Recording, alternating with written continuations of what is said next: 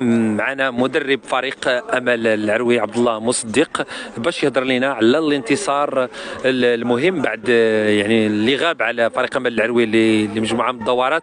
ها هو امل العروي ينتصر ويوقف يعني سلسله الانتصارات لفريق سيدي سليمان شرعه ويهدي الصداره لنهضه بركان. السي محمد شي تعقيب على هذا الانتصار هذا؟ اولا بسم الله الرحمن الرحيم. هذا الانتصار هذا ما مشاركش فيه، انا ما ديرش العمل ديالي صراحه، ما ديروش راسي.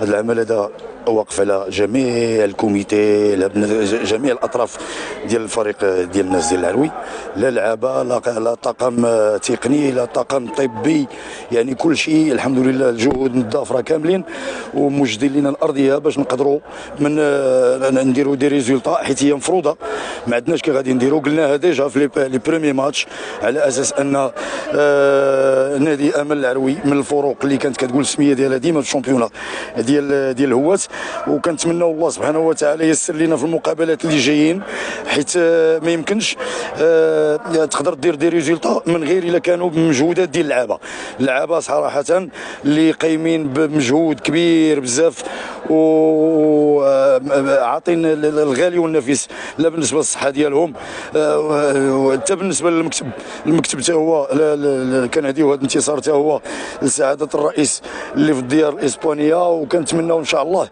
نقولوا الكلمه ديالنا باذن الله، حيت الفرق دابا شفتوه ما كاينش شي فرق كبير اللي غادي يكون في المقدمه. وحنا بالنسبه لنا كطاقم تقني صراحه كنوصلوا الفكره انها تشونجا عند لي جوار باش يكونوا بارمي لي بيرمي ان شاء الله.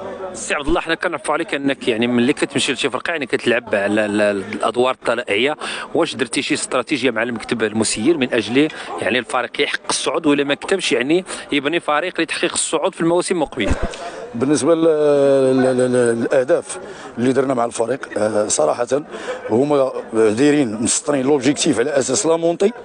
المشكل اللي كان وقع ليهم ديك الساعه المهم كتوقع لاي نادي بالنسبه للورغانيزاسيون ما كانتش في الاول، كان داكشي شويه ما كانش هو هذاك، فهمتي، الامور ما مضبوطاش ووقع هذا الروطار هذا. داكشي علاش ملي جيت انا لقيت الفريق لقيته في هذه المرحله، وكتعرف ملي ما كيكونوش النتائج كتكون شويه ديال لا بريسيون على اللعابه ولا على الكوميتي ولا على الجمهور، حيت كل شيء كيبغي يقلب على النتائج.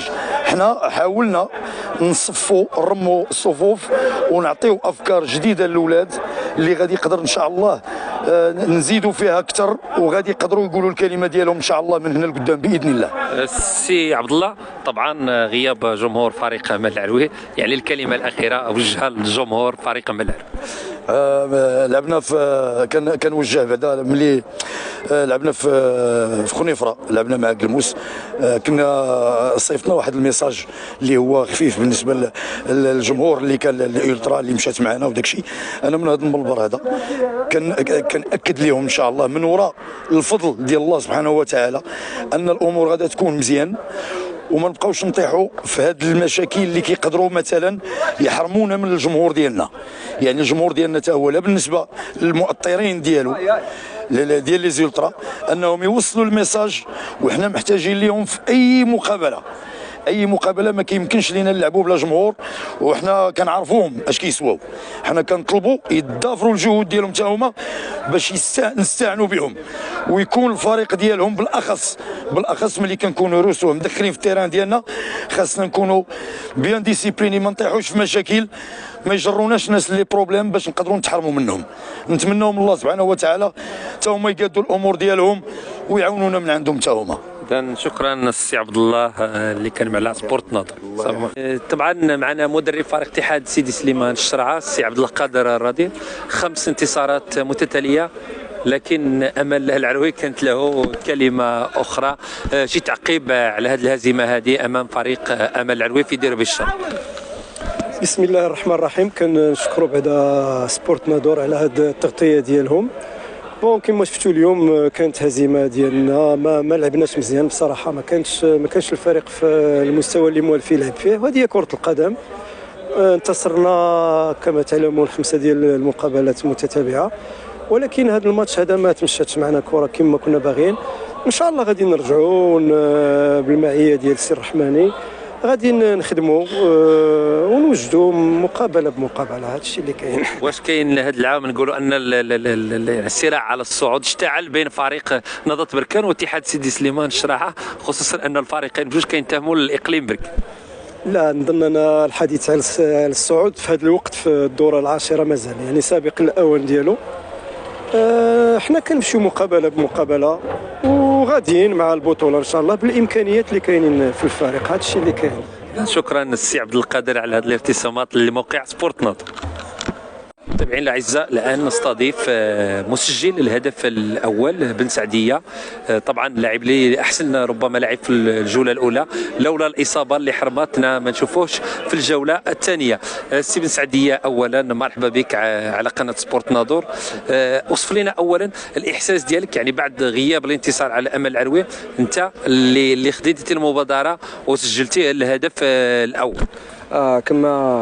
كما تعرف الجميع الحمد لله كنا تنعانيو من واحد النتائج سلبيه اللي شويه كان عندنا الضغط وكان عندنا شويه البريسيون من ناحيه انه ما اخر جوج مباريات ما ربحناش، تعادلنا خارج الميدان وكنا تنعانيو من نتائج سلبيه. تنبغي نشكر المكتب المسير، تنبغي نشكر المدرب، تنبغي نشكر اللعابه اليوم اللي كانوا رجال. اليوم كنا عارفين راسنا اننا غادي نلعبوا ضد المتصدر اللي هو الشراعه، كنا عارفين انه ماتش منعرج وخاصنا 3 بوان ضروريه، اللي خاصنا 3 بوان باش نعيشوا بها الامل ديالنا. بان حيت المكتب المسير تيقول بانه بغينا نعزوا املنا ان نلعبوا على الصعود، اللهم لك الحمد. تنبغي نجاد فوز للجمهور اللي ما كانش حاضر معنا مالوغوزمون بسبب التوقيف وشي مشاكل، اللهم لك الحمد. انا فرحان اليوم والدراري اللي كانوا رجال، واللهم لك الحمد. هاد 3 بوان جات بالطعم ديالها كما تيقولوا ربحت ضد المتصدر، اللهم لك الحمد. تنبغي نشكر جميع اللعابه اللي كانوا رجال اليوم، والله فرحه كبيره الحمد لله، اللهم لك الحمد، اللهم لك الحمد. سي محمد، طبعا في اقسام الهواة يعني ما كاينش فرق بين فريق متصدر وفريق يعني ربما في وسط الترتيب ولا في اسفل الترتيب. فريق اتحاد سيدي سليمان الشرعه اللي انتصر تقريبا ربما 5 الانتصارات متتاليه، يعني اول هزيمه له طيله هذا المشوار اللي تالق فيه فريق اتحاد سيدي سليمان. واش هذا الشيء كيثبت ان الاقسام الهواة ما فيهاش فريق كبير وفريق صغير؟ لا صراحه الله في اقسام الهواة ما تتعرفش بان كاين الاول ولا الاخر ولا وسط الترتيب، ما تعرفش هذا الشيء. اللي كان راجل في التيران واللي كان باغي يربح وبلاغاج وبالمسؤوليه، تتحسب على المسؤوليه، تدخل التيران تدير اللي عليك وانك محتم عليك انك تربح. الجمهور كما شفتي راه تتفرج من السطحان كما تيقولوا. كان عندنا متحتم اننا نربحوا هذا الماتش، هذا ضروري، خصوصا انه في الميدان ديالنا، ونفرحوا هذا الجمهور. صراحه الله الجمهور اللي تيتعب معنا بزاف وفين ما مشينا تيمشي معنا صراحه الله، اللهم لك الحمد. هذا الشيء اللي من فضل الله.